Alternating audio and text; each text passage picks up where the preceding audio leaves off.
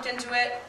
I'm not, I don't want to commit one way or the other that will or won't happen here, but yes, we have looked into it. Right, right. And the other thing is we're not just focusing, when I say local or Michigan grocers, we're actually going to some of their suppliers as well. So that's not limited to just Michigan. Those are Midwest stores that anyone that might be interested in this site. So hopefully we're broadening our scope with who we're recruiting.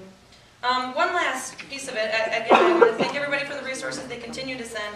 But we also got a number of resources from Craig's expertise when we met together. Craig owns a lot of other properties in mid-Michigan and came to the table with a ton of knowledge about what fits certain markets and walkability and what some national chains expect from drivable traffic and what would work well for this site and what might not. So I want to encourage everyone. I know we've done a lot of brainstorming and a lot of talking about what we would like there, what would do well there. And I just want to encourage everyone to kind of keep your minds open about what would do well there. And just as an example, I'm not trying to sell you on one avenue, but Craig made a really good point when we met, and he said, not everyone is very enthusiastic about dollar stores.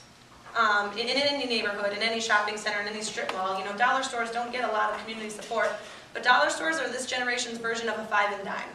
So that doesn't mean that they wouldn't do well there, and it doesn't mean that they wouldn't continue to do well or support a neighborhood. And so that's just an example I'm using. Like I said, I'm not trying to sell anyone on a dollar store. I just want to make sure that we're keeping our minds open into what could come there and be very successful for the neighborhood. Wasn't there already one there that went out? I'm not sure. Yes, Maybe. there was. So. Small, very small.